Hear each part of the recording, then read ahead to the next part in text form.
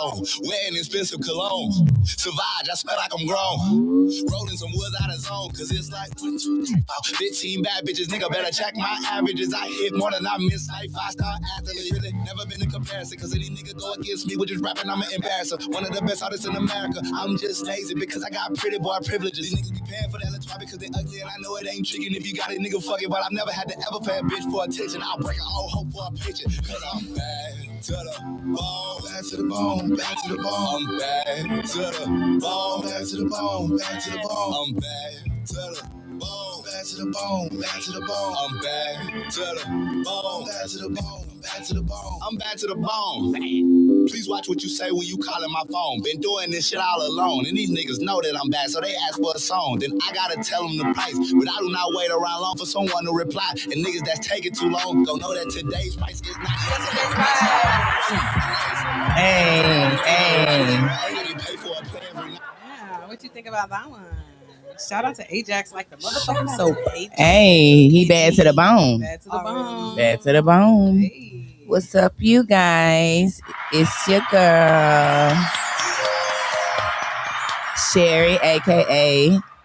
Auntie. Welcome to Auntie Cheri Safe House. We're safe. Okay, we got your back, sis. Hey, and today we have a special guest. Introduce yourself, boo. Hey y'all, my name is Sky, but everybody know me as the Plug Bestie. Hey, she got the plug. Okay. So this week we're going to be talking about a couple of things. So we might as well get into the heavy stuff early and get it over with. So we're going to start with the clip for the week. And this clip, everybody may not be able to watch it. Everybody might not be able to handle it. In the life of Cheri. In this scene, but he has to stick me. You know the drill. Okay, stop it, because I want to start at the beginning. Let me put it. I don't even want to do it side by side. Side by side. Okay, side by side. I'll turn the music off too, so it kind of makes it less. All right, here we go. In this week's clip in the life of Cheri. In this scene, my father's about to rape me in my behind, but he has to stick me You know the with a drill. needle between my toes and in my private area, and he lets Jason touch all over me. Yeah, that's like a little 15 seconds. I'll play In it. this week's clip in the life of Cheri. In this scene, my father's about to rape me in my behind, but he has to stick me You know the with a drill. needle between my toes and in my private area, and he lets Jason touch all over me. So that's that. Yes. That's a clip from my preview of my AI movie about my life based on a true story, because many people think they know and don't have no idea. People don't understand why you keep going. People don't understand why you're so determined or why you're a certain way. They never took the time to ask. They never took the time to understand. They got what they wanted from you and moved on, and wonder why you have the reaction you have. So, with that being said, let's see, what do I want to say about this clip? How far along in the movie is it? Like in the first 20 minutes, because my father came and he got me, and he took me to California where I was born. My mom and my other siblings stayed in Houston. We were raised in Houston. So it's like home life was already bad with my older brother, because my mom was always at work and my older brother was watching us, and he was a demon and he shouldn't have been nowhere near no other child. So it's 20 minutes into the movie, and it's like I get off the Greyhound, we go to the hotel.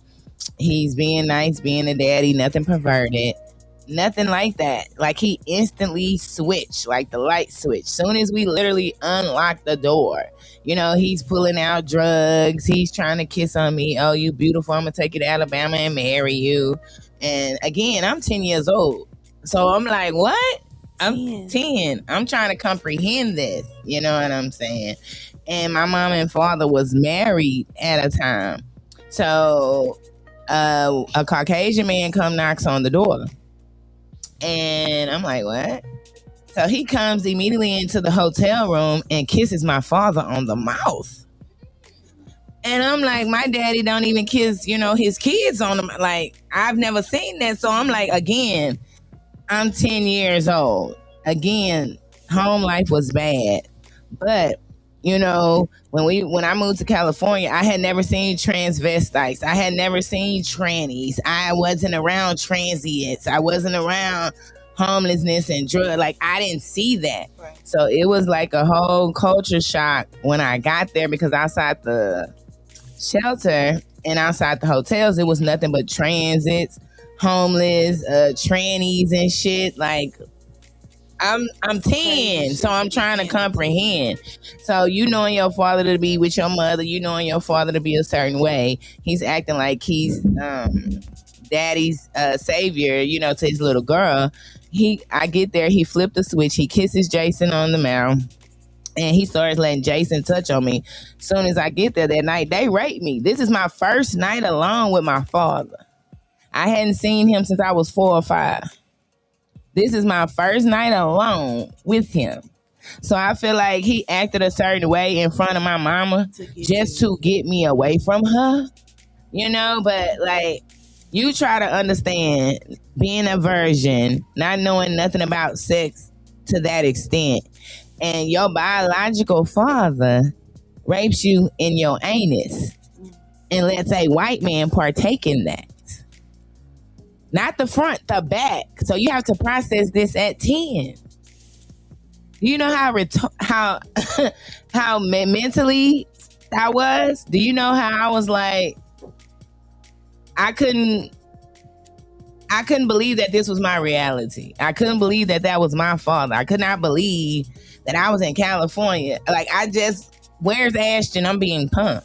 Right. Please, somebody I'm being punked.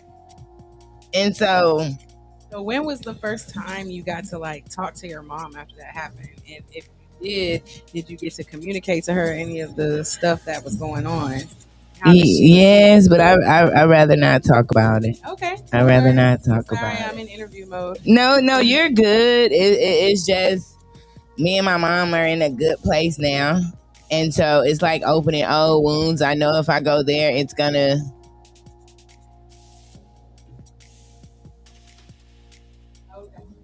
I see it. Put it right. Unless he reached over and took it. I had it. I gave it to you. And I dropped it back. I thought you got it right here, the green one. It's on the floor. Oh, okay. I mean, but I will say this. There was an incident where we went to a payphone and my father called my mama Colette. And my mama answered the phone, and my father walked out because he was drinking his beer. And I started trying to explain to her what was going on, right? And she was like, well, you were always a troublemaker. You were always an exaggerator. I'm finna take my other kids trick-or-treating, and hung up in my face. So, again, at 10, do you know how like, I ain't your kid either? So she like, and even if I'm a habitual liar, I would not care. If a child come to me talking about somebody put they wee-wee in they booty, what kid talks like that at 10? I'm going to investigate. I'd rather be made a fool than to not investigate at all.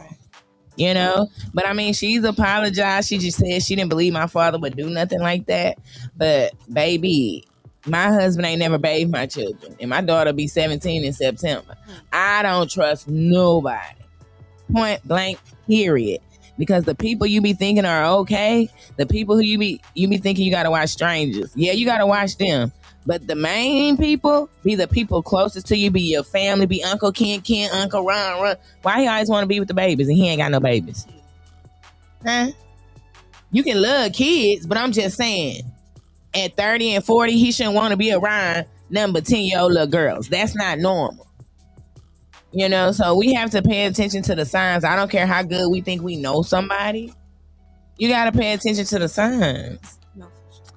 But anyways, enough about that. We're not gonna get too deep because I'm gonna start cursing and everything else. And yeah, we just gonna say, instead of always fussing and quick to shoot your kid down, if you know your kid, pay attention. Pay attention. Like, I don't even know if I should be saying this because I'm the wash your behind girl. But I'm going to be real with y'all. It's several reasons I made that song. One, it's because I don't play about hygiene. But two, because my mom used to beat me like Kunta Kinte if I ain't stay in the water at least 30 minutes. If that water didn't look like milk, you ain't here playing. I got my ass whooped straight up. So, but it came to a point where I stopped taking baths altogether. Showers altogether. I would sit in the bathroom and just let the water run. And my mom would come in and beat my ass. Not once did she ever ask, why you stop? But between my father and my brother, if I took a bath, I was going to get molested. I was going to get raped. If I ain't take a bath, I'm 10. I might smell a little pee, but they ain't finna fuck with me. Do you get the logic? And you shouldn't even have to be like that as a kid. But you know, in most homes, they just whoop your ass. They don't sit and talk to you. They don't ask you no questions. They just whoop your ass. So, if your daughter 13 is still pissing in the bed, you might need to talk to her. Because I had a best friend, mom used to beat her ass every day. Stepdaddy was fucking the shit out of her. And he would come in at night and she was having night terrors and would pee. So he wouldn't mess with her. Mama used to beat the shit out of her. Instead of asking her why. She ain't start peeing on herself till 10. Come on. Come on. We got to do better. We got to do better. And protecting these babies. But enough about that. We're going to get into the bestie plug. But first, you know. If you want a show or you're an artist that need to promote, make sure you tap into the best indie. What is going on? Okay. I thought I had got some bass in my voice a little bit. You tried to sing. You know what? Now I'm finna sing. But tap into the best indie platform. Love to Jam Radio with the one and only indie queen. Many try to duplicate, but you could never. You could never. God took his time with her, and he steamable your ass. So you 1 minute. No, I'm just playing. 6 minutes. Yeah. In the microwave. It takes 6 minutes to steam them bag veggies. Facts. Unless it's parade, it take a dollar. 1 minute. You gonna get that 6 minutes. Look. Broccoli and cheese. You'll get that 6 minutes. Okay, look. So, yes, make sure y'all hit her up. Mm-hmm. She's open, long as it's nothing retarded and it's lucrative. She got your back. Now, let's get into the bestie plug. Tell me, where you from, bestie? I am from Houston, from the north side of Houston. H-Town. Okay. And tell me what you have going on, bestie. I actually have a lot going on. I work with a lot of artists. I do hair. I'm a coach, a PR. The list goes on and on. I travel. Okay. I just do it. I just do everything, really. Look at her, and she chocolate, The best kind. Okay. So, do you have anything in particular you want to talk about, or a story you want to share, or? Well, I did. Well, you kind of motivated me when I first met you. I met you as an artist, and the song that you had, I only thought you was one type of way. So when I went to your page and I tapped into everything, I'm like, this lady is actually pretty amazing. Oh, thank you, bestie. It inspired me because I'm that person in my family that, I got touched on by my grandma's husband from the age of 3 to 10. And nobody believed me. until That's my like story. she had the. And when I came out about it, then my cousin said, "Oh, well, it had been happening to me too." And she thought she lived with them, so she thought because I was going home that it wasn't happening to me. So she never said anything, and she was like, "Dang, if I would have said something, maybe I could have, stopped it from happening to you." Exactly. But at this very big age of, well, at the time I was 25 when I said something. It was just like my grandma got in my face. She was like, "He ain't do that to you," and like the whole family turned their back on me. And then everyone started coming to me, my little cousins, and I'm their safe space. Baby, we're the curse breakers. Yeah, we the breaking all of that. We like no more sweeping under the rug. We set that on fire. Man, I've had family members choke me because I said their spouses was trying to do stuff to me. Right. And this is my thing. Like, again, you say you spoke out at 25. As soon as it was happening to me, like my brother started doing stuff to me at 7. As soon as I could formulate a sentence, I was trying to tell people, but I was always labeled the liar because my mom would ask the other kids and they would be like, "No, it didn't happen. She's lying because she going to work. We're going to still be with him. Yeah. He's going to beat them." So they were scared. But like, it's like half of them are lying now about it and the other half are like, "Yeah, it did happen." Yeah, I think I was more so like, I had a great father. Like, by the time I was 3 and I could bathe myself, he like, "I'm not going in there no more." I never seen my dad without a shirt on. Like, it would be times I'm trying to come in the house, he damn near broke his toe trying to run in the other room that's a blessing. He don't have on a shirt, So to go from that to a man putting Lucas on your tongue, talking about, "Come here, let me teach you how to tongue kiss." Yeah, that is crazy. I was like, I know if I tell my daddy this, I'm gonna lose my daddy, because I didn't seen him. Just from, he owed me some money. Boom, he didn't ran somebody over and dropped me off at school. I'm like, okay, so I know if I tell him this going on, I'm gonna, lose him. And when my daddy got sick, he was like, "I'm finna die anyway. You need to tell me everything." Yeah. So I told him, and how did he respond to that? He was on demon time. Yeah. He my grandma actually told me the reason my daddy was dying from cancer was because he believed me. And we'll talk. We'll get more chapters into that. But he was definitely on my side. But this is definitely a safe space. Put on all black and go do what he needed to do. And I'm glad that you had a great father, because that's a blessing. I'm so glad that you felt protected by your father. And I did, and I think it wasn't. I don't have any kids, so I was in the military. I came home and I met my niece. She was 2 months. I met her for the first time. I had her till she was 2 years old. My daddy asked me to go over there and take her to meet my grandma. It was just the way that man looked at her, like, I can't let this happen to her. Yeah. You know what I'm saying? So now I have to say something. I don't care how long I was okay with it. I can't let this keep happening. And that's my thing, because I have certain family members who were mad since my documentary came out. And they can be mad. I don't care, because I'm not stopping until the whole movie's dropping. Yeah. But this is my thing. Y'all enable the abusers and shame the victims. And that's what we have to still show up to family reunions. I get on Facebook right now and I see them posing and stuff. I come knock all that over. Am I wrong? Because y'all playing in my face. That's what I'm saying. If I come, what's going to happen? I see this man. He didn't call the police at me. I didn't see him at the stove. I didn't see him in Walmart. I see him at the bank. Like, he is around all the time. So if I click one day, what y'all going to do? And that's what I'm saying. They want you to be quiet. But what if you blow your brains out? Right. What if you commit suicide? Right. Or what if you go shoot every man that you see? Oh, she crazy. How did she get like that? Let me ask y'all this, both of y'all.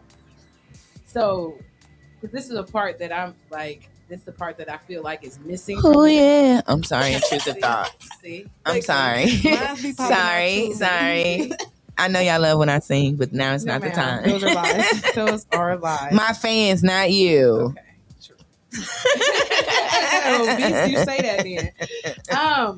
What do you want to see where you would be at a point where you would feel like justice was served, or they got, you know what I mean? Like, what is the, you know what I'm saying? What do you want to have seen? Because you have to see this person. Like, what would I just need everybody to know. I want everybody to know when they see him how I feel embarrassed when I walk outside. Right. I need him to feel that same way. He shouldn't be able to go preach at nobody's church. Why they don't know he molester? Why they don't know?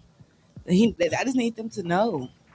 She's way nicer than me. When they see him, because I went through so much therapy, and honestly, I'm at a point to where if you did this to me, what happened to you? Exactly. But see, I'm glad you said that, because I was telling certain family members, and me and my auntie was talking. Shout out to Amona, that's my dog. And she's the first lady, but she's down to earth. She's real. And she was like, instead of people being mad, this is a place for the whole family to heal. Right. Because you can say, well, I'm sorry I did this, but this is what happened to me. And my dad was making my brother show him his wee, pull out his thing, making him watch porn, making him do perverted stuff. Mm-hmm. Now, all the stuff he did, I feel like that's how it manifested itself in your brother. I felt like it was already there. It just turned. It just when my dad, turned him all the way up. As for me, like, I've healed, but again, I'm mad at the people who got affected and hurt after me. Mm-hmm. When I tried to tell people, when I tried to tell my family, and I was labeled the liar, now 10 or 15 other people have been violated. Mm-hmm. People who not even related. Being violated, other people's kids, and it's sad because if you would have just took my word, put the little nigga in an asylum. Right. Like, we had some kids. We lived in Louisiana when all this was happening, and it was like his family. There was some little girls that used to come over and play, but they could not spend the night. They couldn't stay long. When the street lights come, they had to go. Mm-hmm. And when I started getting, once it started happening to me, I started understanding, like, why they mama not telling us this? Why, like, she could have saved us. Exactly. She could have sent me back to Houston with my mama. Exactly. But you rather keep it a secret, and like now we don't know nothing. But you protecting your kids, but I'm over here getting touched on, licked on, and all kind of stuff. Asking me to strip and dance and all kind. I'm 3, 4. I don't know what I'm saying. On. Like, it's sad. It's sad how these women be retarded behind these men who don't be worth for nothing. Right. Like, it's sad. Now, that wasn't the case with my mama because, like I said, I was in a totally different state. But I know a lot of people who are like that, and it's very, very sad. Mm-hmm. And I do want to say we commend you here at Auntie's house. We have your back. We love you. I love you. We're building a community where we can be open and talk about it and be comfortable, because a lot of people don't have nobody to talk to about this, and a lot of people are ashamed. The victims are ashamed. You didn't touch nobody. Right. I didn't touch nobody. You have no reason to be ashamed. Right. You have no reason to be embarrassed when you walk outside. Can't nobody see what you've been through. Mm-hmm. Only you know. So we commend you, because it's not easy to tell people that you don't know like this. That's why I tell people, like, people was coming, oh, you're tormented. Who would make a movie like this? Nigga, who would even put this out there if it wasn't true? My whole family is on my Instagram. Right. If I was lying, they would have commented. You helped me. Like, thank you. Like, that's like what the Lord say. Reach one. Reach one. Even like, that one. Look, clock it. I'm proud of you. I'm proud of you. Like, all I want to do is help people. But I feel like you don't hurt not to help the next person. So if I got through it and I done made it this far, I'm trying to go grab that other little girl that needs somebody to talk to. Exactly. That don't have nowhere to go. Who don't have no voice. Like, you know how many times I tried to kill myself? I still have marks. I was little. Do you know how I wish I had somebody to talk to? Right. Wondering why, dang, everybody hate me. I ain't do nothing but be born. Do you know how bad I want to die as a kid? Every day. Like, for what? I go here, they treat me like trash. I go here, I ain't did nothing but existed. I'm just breathing. Because I'm the only dark one. Bring your black ass here. Come on now. But you don't address nobody else like that. Like, why? I'm the only dark skin in me too.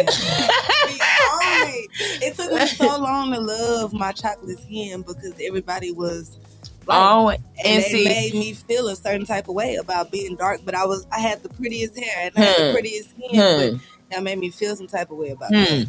And see, that's the thing. I got picked on everywhere. They used to say I look like a black Japanese. I had a flat face like a pie. Call me Mighty Joe Young, bitch. Well, I'm gonna be a gorilla and whoop your asshole. You know what I'm saying? I feel like it made me question, hold on. If I'm getting picked on at home, at school, over here, hold on. it got to be something. You know what I'm saying about me? I can't be too ugly because if I'm ugly, who want to look at something ugly all the time? Why I'm in your face picking on you ugly? I'm not finna be around you. So it kind of, I'm like, no. Then I always knew.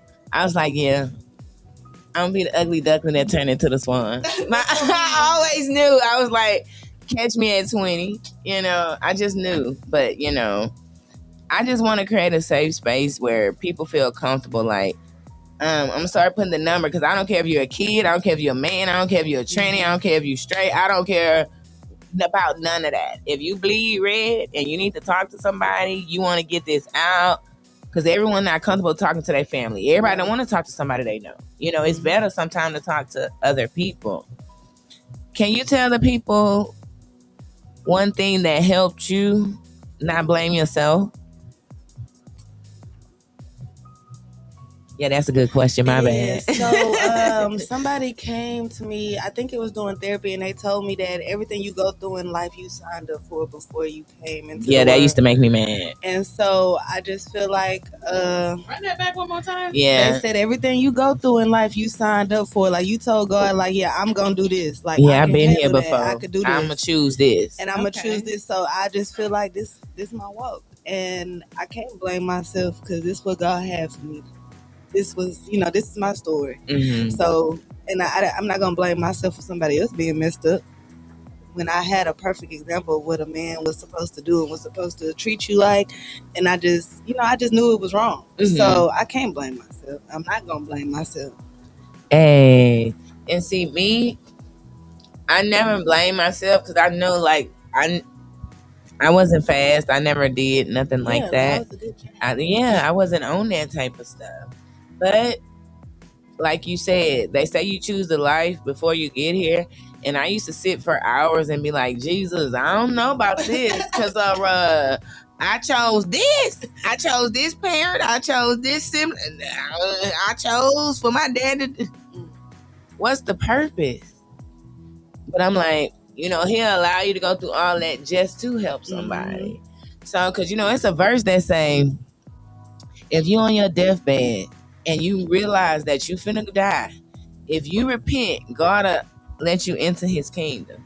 And that verse used to make me so mad I won't throw the Bible across the room. Because I'm like, how? Because if they let him in. How would they let my father in? After all that, he let a priest touch on me in the prayer room. And all he got to do is say, Jesus, I'm sorry. And he can get in. Oh, no, G, I'm being punked. I know you lying. Who? Take that part out. Look, God, Jesus, what? So what's the purpose of living right? What's the purpose of doing this? Just wait to the last. I might wait to the last 5 minutes. Jesus, out there playing. Like, but it don't work like that because some people know they finna go and some people don't. So that's why you gotta live your life accordingly. But that verse used to irritate my spirit because I'm like, all these people who intentionally do stuff, all this, like, how these people hurting these babies, these men raping these, like, eating kids, like, all this going on, and all they got to do is say, Lord, I'm sorry, Abba Father. I know you lying. I know you lying. But again, people tell me they don't understand how I'm not mean, how I can still laugh, how I still have love in my heart, or whatever. And I'm like, because I'm not going to let something that I've been through dim my light. I'm not going to let it change me. Mm-hmm. I know that God put me here for a reason. I know I have a purpose, and my purpose may not be what you think it is. Right. Like people are used to me modeling, people are used to me doing music and all that AYZ. But I just want to help people. Because at the end of the day, they got to end. And we'll be right back, y'all. I just messed with you. You know what? If she keep on, I'm going to sing a solo. If she keep on, I'm going to take us to the upper room. Forgive me. I'm going to take us. No, she know. She want me to sing. Quote scripture. She want me to sing. But I just feel like I know he put me here for a reason is to help other people just because certain people are used to me doing those things. Mm-hmm. I'm like this. If I'm your friend, I'm gonna support you in whatever you do. Right. I don't have to be involved. Mm-hmm. I'm happy that you're growing, that you're evolving. And when some people are used to seeing one side of you or seeing you one dimension. Right. They can't see you another way. So I've had a lot of people, because I'm not doing no shows right now. That's not what I want to do. Right. Wash Your Booty will forever be my favorite and forever be a classic. Because you can't get in the gates unless you wash. Cleanliness is next to godliness. Amen. He don't want nobody Amen. funky walking around up there in heaven. Okay? Oh, you see it. I'm on a roll. Like today, I baby. see you. I'm coming out of me. Because don't get me started. Because around here, around Normandy and Weston. we call this here. Auntie got your back. In the safe house. I said we in a safe. The safe house. Oh, see Yeah. what I'm talking about? See what I'm saying? And you saw I hit so that screaming. note. I heard it. Thank It was you. all up in there. She be jealous, y'all. And fans, it's okay. It's my one flaw. It is. It's my jealousy for Cheri Houston's singing voice. Yes, Man. yes. She's always jealous. Always. But But at least I'm honest about it. That's what makes me a real bitch. Hey, I tell you to your face too, so we're good. Yep. She Don't tells ask me, her to singing Whitney. Maybe I girl, should why just are play you the giving me video. ideas? I have a video from your performance Let last me week see it. because I could definitely show you what. You dirty mother Jesus lover. Like I am trying not to curse. No, You might as have a well. video. I do.